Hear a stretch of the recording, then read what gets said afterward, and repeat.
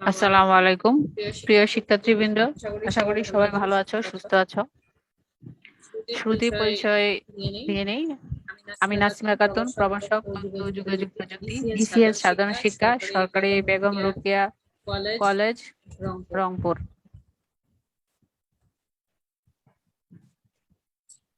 আমরা digital device পড়তেছিলাম। আমরা digital ডিভাইসের 8 নম্বর ক্লাসে। আজকে আমরা আলোচনা করব রেজিস্টার।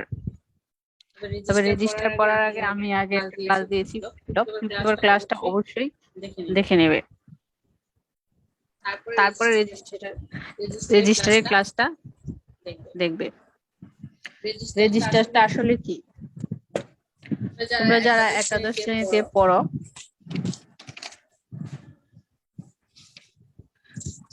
তোমাদের অনেকগুলা কোর্স আছে। আমি সহজে বোঝানোর জন্য একটা উদাহরণ দিচ্ছি।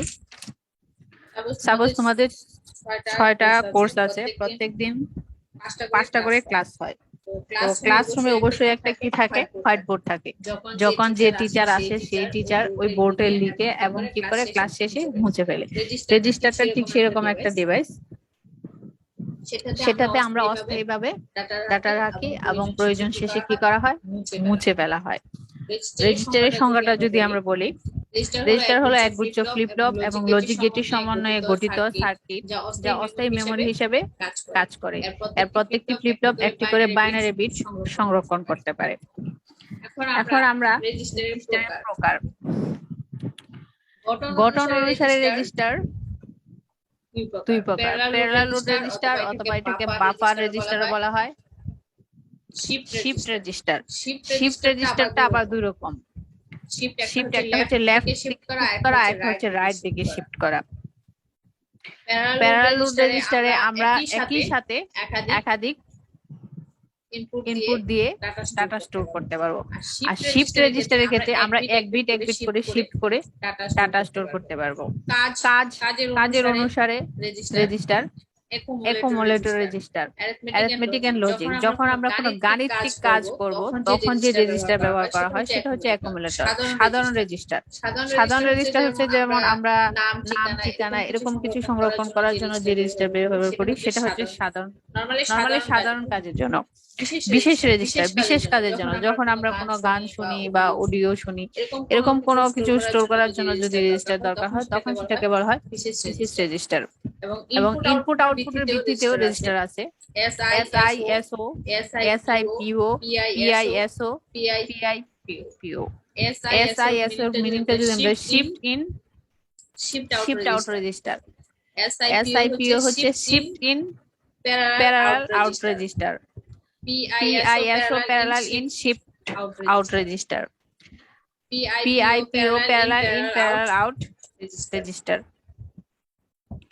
রেজিস্টারের গঠন। রেজিস্টার মূলত দুইটা জিনিস নিয়ে গঠিত, একটা হচ্ছে ফ্লিপ ফ্লপ আর একটা হচ্ছে ক্লক পালস। এই দুইটা জিনিসের সমন্বয়ে আমরা রেজিস্টার তৈরি করি। রেজিস্টারের ব্যবহার। রেজিস্টারটা আসলে কোথায় কোথায় ব্যবহার? অলরেডি আমরা একটা বলছি অস্থায়ীভাবে ডাটা সংরক্ষণ, ক্যাশ মেমরি হিসেবে ব্যবহার, বিভিন্ন ধরনের প্রিন্টার, কিবোর্ড, বাফারে ব্যবহৃত হয়।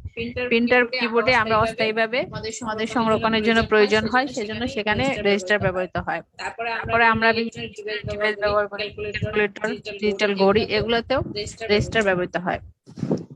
তো আমরা এখন একটা রেজিস্টার দেখবো, সেটা হচ্ছে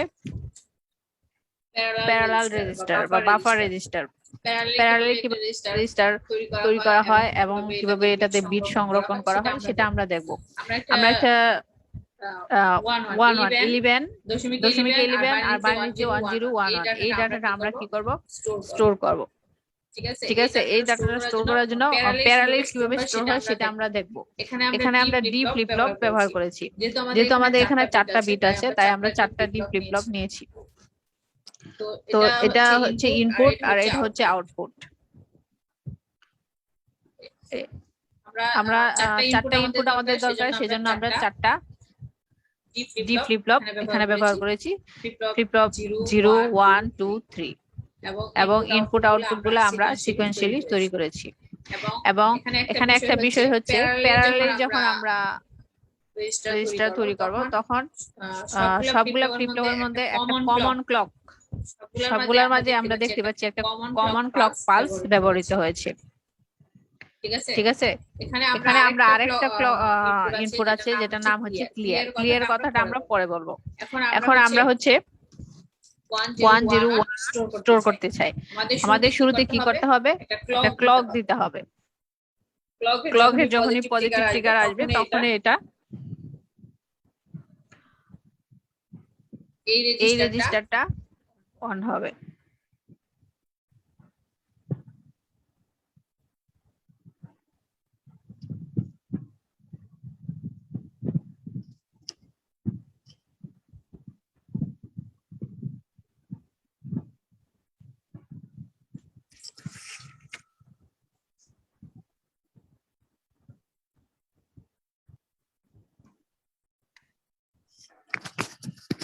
এখানে যখনই আমরা একটা ক্লক দিব তখন আমাদের রেজিস্টারটা অন হবে এবং আমরা এই চারটা ইনপুট, চারটা বিট, চারটা ফ্লিপ ফ্লপে ইনপুট হিসেবে দিয়ে দিব। যখনই ক্লকটা স্টার্ট হবে তখনই আউটপুটে আমাদের এই ভ্যালুগুলা চলে আসবে। আউটপুটে আমাদের ফ্লিপ ফ্লপে স্টোর হয়ে গেল। চারটায় কি হবে? আমাদের ক্লক দেওয়ার সাথে সাথে স্টোর হয়ে যাবে। তো এভাবে প্যারালাল রেজিস্টার মূলত স্টোর করে। এখন যদি আমরা এই ডাটাগুলোকে মুছে ফেলতে চাই তখন কি করব? তখন আমাদের এই যে ক্লিয়ার ইনপুট আছে, প্রত্যেকটার সাথে কানেক্ট আছে ক্লিয়ার। ক্লিয়ারটাকে যখন আমরা জিরো করে দিব তখন প্রত্যেকটা ফ্লিপ ফ্লপেরই ভ্যালু হয়ে যাবে জিরো। আরেকটা বিষয় হচ্ছে যখন অন হবে তখনই কেবল আমরা এই রেজিস্টারের ভিতরে ডাটা ইনপুট করতে পারবো। ক্লিয়ার যদি জিরো থাকে তাহলে আমরা কোনো ডাটা ইনপুট করতে পারবো না। ক্লিয়ার ওয়ান থাকা মানে রেজিস্টারটা ওয়ান হয়। তখন আমরা ক্লক দিব, সাথে সাথে রেজিস্টারটা কাজ করবে এবং আমরা যা ইনপুট হিসাবে দিব সেগুলো আউটপুটে চলে আসবে। এই মূলত বাফার রেজিস্টারের কাজ। অস্থায়ীভাবে যদি কোনো ডাটা সংরক্ষণ করতে হয় তাহলে আমরা বাফার রেজিস্টার ব্যবহার করি।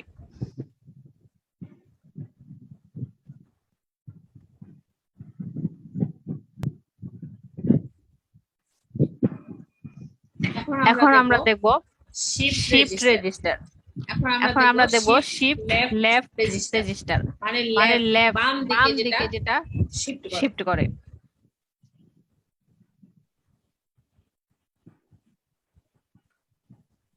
এখানে আমরা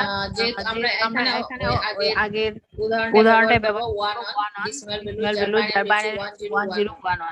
এটাকে আমরা শিফট করে কিভাবে শিফট রেজিস্টারে বসাবো, ডাটাগুলো আমরা স্টোর করব, সেই প্রসেসটা আমরা দেখবো।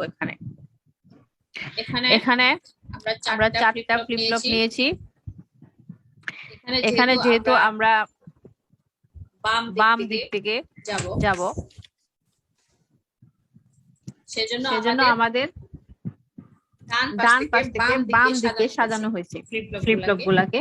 এটাকে আমরা জিরো ধরছি, zero Q bar, zero D zero. এই কিউ জিরো যে আউটপুটটা আসবে এটা হবে এই ফ্লিপ ফ্লপটার ইনপুট। আবার এখানে যে আউটপুটটা আসবে এটা হবে এটার ইনপুট। আবার এখানে যে আউটপুটটা আসবে এটা হবে এটার ইনপুট। আর ফাইনাল আউটপুটটা আর শুরুতে প্রথম ইনপুটটা আমরা দিব এখানে। তো আমরা আমাদের কাজ শুরু করি। শুরুতে আমরা জানি আমাদের এখানে একটা টেবিল ব্যবহার করতে হবে, যেটা হচ্ছে ট্রুথ টেবিল বা এরকম টেবিল নাই, যেটাকে বলা হয় সিকোয়েন্স টেবিল। সিকোয়েন্স টেবিলের মাধ্যমে আমরা দেখব কিভাবে বিটগুলো আমরা পুশ করতে পারি।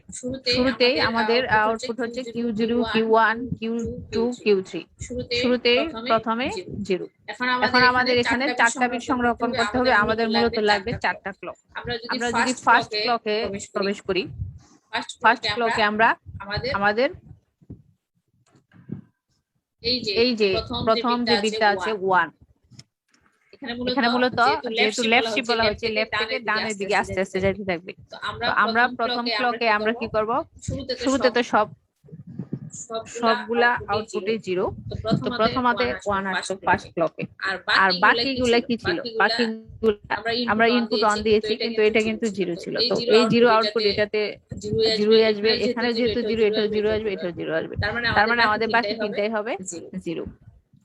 এখন আমরা একটু অগ্রসর হব। আমাদের দ্বিতীয় বিটটা হচ্ছে 0। এখন আমাদের কি কাজ হবে? বাম দিকে সরাইতে হবে। এই যে ফার্স্ট যে ওয়ানটা ছিল এটাকে আমরা কি করছি একবার শিফট করে দিয়েছি, আর আমাদের এখন ইনপুট হিসেবে আসবে 0, আর ওই শিফট হয়ে আসছে 1, আর বাকি কিন্তু এগুলো কি ছিল, এগুলো 0 ছিল, কারণ এগুলো 0 ছিল, এগুলো 0 রয়ে গেছে। তার মানে বাকি দুটো হবে 0। আমাদের সেকেন্ড ক্লক চলে গেল, সেকেন্ড ক্লকে আমরা 2টা বিট পুশ করলাম। এখন আমাদের 3 নম্বর বিট আছে 1, 1টাকে যদি আমরা পুশ করি, 1টাকে পুশ করলাম, তার মানে প্রথম ঘরে কে ছিল 0 ছিল, 0 চলে যাবে তার বাম পাশে করে, তার আগের ঘরে কে ছিল 1 ছিল, 1 চলে যাবে আরেক ঘর বাম, আরো এক ঘর সামনের দিকে অগ্রসর হয়ে। ঠিক আছে, এখানে আমরা 3টা বিট পেয়ে গেলাম, তার মানে জাস্ট Q3 0 রয়ে গেল। এভাবে আমাদের শিফট করবে। আমাদের তৃতীয় ক্লক সাইকেল চলে গেল, ক্লক পালসকে আমরা সিপিইউ বলি, সংক্ষেপে সিপি। এখন আমরা চতুর্থ ক্লক সাইকেল দিব, চতুর্থ লাস্ট বিট আমাদের হচ্ছে 1, তো আমরা 1 পুশ করলাম। তার মানে এখানে আগে 3টা আছে, 3টা প্রত্যেককে কি করবে, A1 টা এই করে আসবে, A0 টা এই করে আসবে, A1 টা এই করে। তার মানে আমাদের 4টা ফ্লিপ ফ্লপে 4টা বিট বসে গেল। তো লেফট শিফট রেজিস্টার মূলত এভাবেই কাজ করে। এটার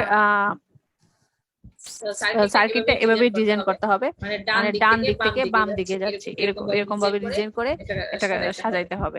আর ভ্যালুগুলো যাবে বাম দিক থেকে ডান দিকে লেফট শিফট, আর পুশ হবে যেভাবে বাম দিকে পুশ হচ্ছে টেবিলে। ঠিক আছে, তো আমরা দেখলাম এখন লেফট শিফট রেজিস্টার কিভাবে কাজ করে। এখন আমরা যদি রাইট শিফট রেজিস্টার দেখি, ঠিক সেম, সবকিছুই সেম। আমাদের আগের ফ্লিপ ফ্লপ গুলা ছিল ডান থেকে বামের দিকে, এখন আমাদের ফ্লিপ ফ্লপ গুলা বাম থেকে ডানের দিকে যাচ্ছে। এই যে আগেরটা আউটপুট ছিল এইদিকে, ইনপুট ছিল এইদিকে, এখন কি উল্টা। আমাদের সবকিছু অ্যারেঞ্জটা জাস্ট বিপরীত করে সাজানো হয়েছে। আমরা কি করব, ওই আগের ভ্যালুটাই রাইট শিফট রেজিস্টারের মাধ্যমে পুশ করার চেষ্টা করব। আমরা আগে কি করছিলাম, বাম থেকে ডান গিয়েছিলাম, এখন আমরা ডান থেকে বাম দিকে। এখন দেখবো রাইট সাইডে কি শিফট হয়। তো প্রথমে আমাদের কি হবে, প্রথমে শুরুতে তো জানি আমরা সবগুলা আউটপুটে কি থাকবে, 0 থাকবে। তো প্রথম আমাদের হচ্ছে 1, এই যে 1টা রাইট সাইডের 1টা প্রথম আসবে, এই যে অনটা আসলো ফার্স্ট ক্লকে। আর বাকিগুলা কি আছে, এগুলো সব 0ই আছে, এগুলোর আউটপুট সবগুলো কি আছে, 0 আছে। তার বাকিগুলো আমরা 0 বসাবো। তারপরে সেকেন্ড সাইকেলে আমরা দ্বিতীয় ওয়ানটা পুশ করব। এই যে আমরা দ্বিতীয় ওয়ানটা পুশ করলাম, আর প্রথম ওয়ানটা কি হবে, Q2 এর আউটপুট হিসাবে চলে যাবে।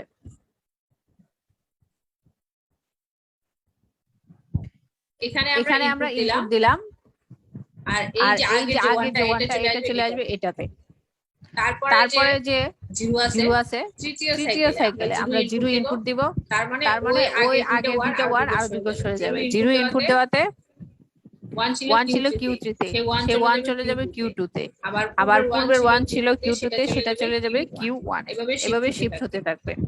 আর Q0 টা 0 এ পর্যন্ত এখনো আসে নাই বিট। তারপরে লাস্ট ওয়ান যেটা, এটা যখন আমরা ইনপুট দিব, এখানে লাস্ট ওয়ান যখন আসবে, এই যে আমরা লাস্ট ওয়ান দিলাম, তার মানে আগে যে Q3 তে 0 ছিল সেটা Q2 তে পুশ হবে, আর Q2 তে যে 1 ছিল সেটা Q1 এ যাবে, আর Q1 এ যে 1 ছিল সেটা চলে যাবে Q0 তে। এভাবে আমরা রাইট দিকে শিফট করে করে আমাদের বিটগুলা বসিয়ে দেব। এভাবেই মূলত রাইট শিফট রেজিস্টার কাজ করে। তো আমরা রেজিস্টার মূলত কি রেজিস্টার কাজ হয় সেগুলো সম্পর্কে আমরা এই ক্লাসের মাধ্যমে জানতে পারলাম। ধন্যবাদ সকলকে, এই পর্যন্তই।